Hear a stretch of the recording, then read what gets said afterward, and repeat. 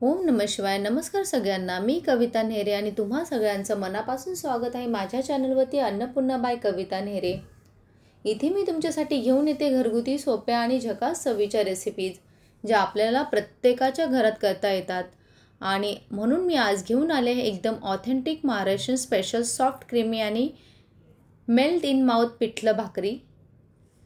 पण आजच्या पिठल्यात एक छोटासा सिक्रेट आहे जो चव दुप्पट करतो. तो सिक्रेट मी तुम्हाला मध्येच सांगणार आहे, त्यामुळे व्हिडिओ शेवटपर्यंत नक्की बघा. आणि मी नेहमीच बोलते, जेवण बनवणं ही एक फक्त पोट भरण्याची गोष्ट नसून ती एक कला आहे.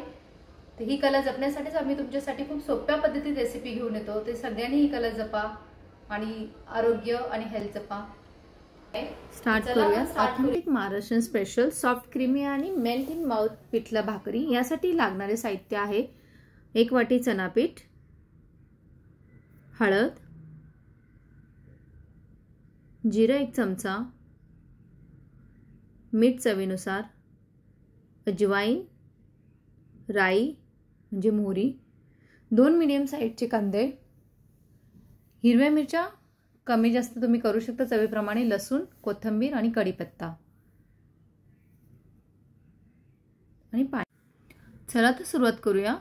सर्वात प्रथम 2 मीडियम साईजचे कांदे आपण सोलून घेतले होते, ते छान असे कट करून घेऊया क्यूबमध्ये. जाडसर कांदा कापून घ्यायचा.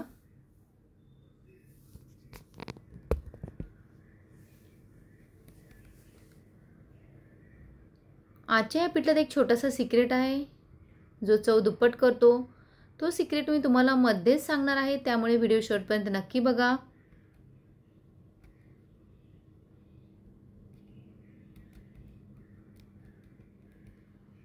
आणि ही सगळी इंग्रेडियंट्स मी जी तुम्हाला दाखवलं आहे, पण त्याचं कॉम्बिनेशन आणि प्रोपोर्शन जर परफेक्ट असेल तर पिठलं एकदम हॉटेल स्टाईल मऊ आणि क्रीमी होतं.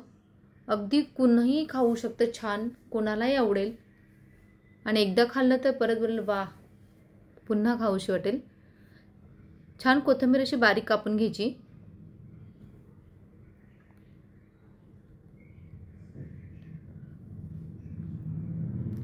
आणि हो टीप, पीठ खालवून घेताना किंवा पिठलं बनवताना बेसन हे नेहमी चाळून घ्यायचं.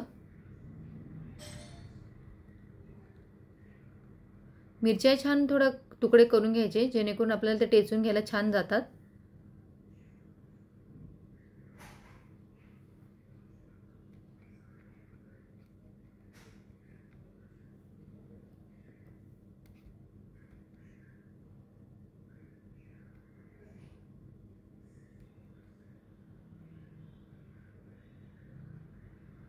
छान असं मिरच्या आणि लसूण टेचून घेऊया. आणि फ्रेंड्स, हिंग हा पिठल्याचा आत्मा आहे, कधी स्किप करू नका. कांदा फक्त हलका परतत असताना होईपर्यंतच परतवायचा, जेणेकरून पिठल्याचा कलर खराब होत नाही. ही एक सिक्रेट टिप आहे.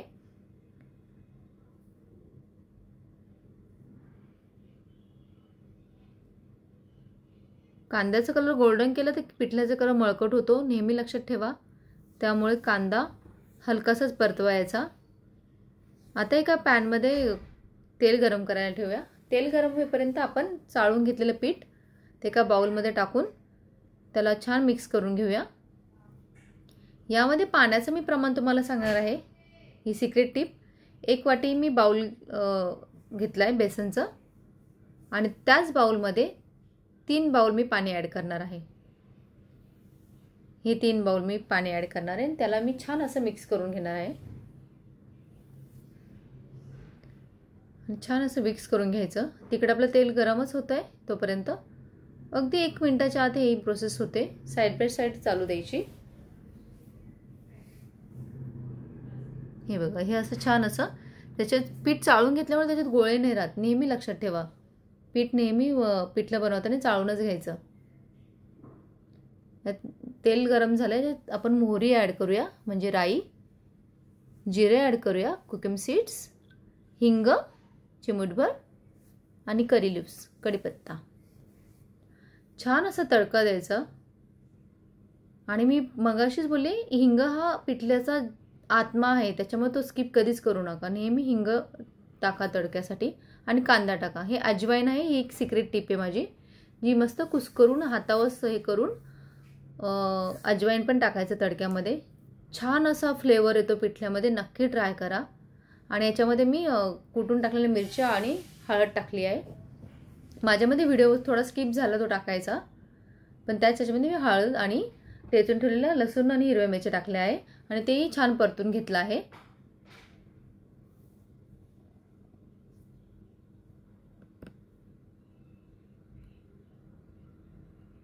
आता याच्यामध्ये येतो आपण खलवून ठेवलेलं पीठ टाकायचं आहे. आता माझा छोटा पण इम्पॉर्टंट सिक्रेट, बेसन डायरेक्ट घातलं तर लम्प्स येतात, म्हणून बेसनमध्ये थोडं पाणी ॲड करून स्मूथ पेस्ट करूनच टाकायची.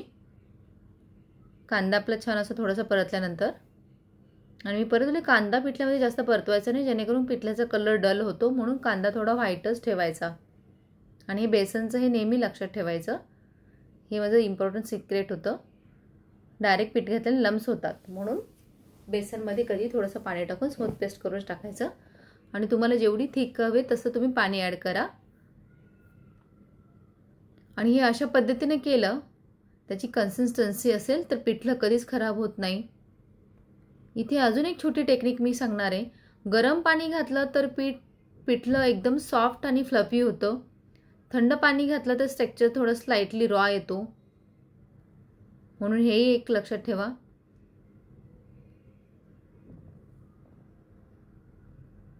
पाहता हे छान टेक्स्चर अगदी क्रीम सारखं होतंय. हेच परफेक्ट पिठलंचं चिन्ह आहे. आता सांगते ती सिक्रेट टिप. शेवटी मी 1 मिनिट हे ठेवून शिजवून देणार आहे. लिटरली मेल्ट इन माउथ होतो ना, हा छोटाशी स्टेप आहे, स्किप करू नका. तुम्ही याच्यावर झाकणही ठेवू शकतात 1 मिनिटासाठी.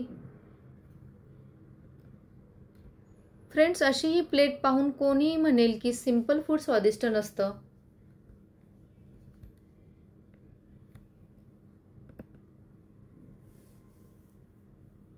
छान असं मिक्स करून घ्यायचं, जेणेकरून ते खाली लागू नये.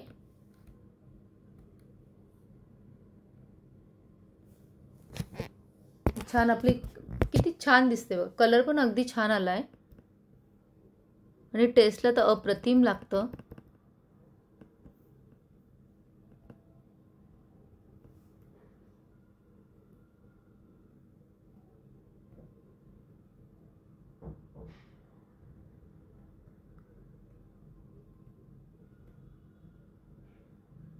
हे बघा, छान असं आपले पिठलं तयार झालं आहे. सिंपल, स्वादिष्ट. ही प्लेट म्हणजे महाराष्ट्राचं प्रेम आहे. मी पिठलं तयार आहे. हे पिठलं तुम्ही ज्वारीची, बाजरीची भाकरी किंवा गरमागरम भातासोबत वाढू शकतात.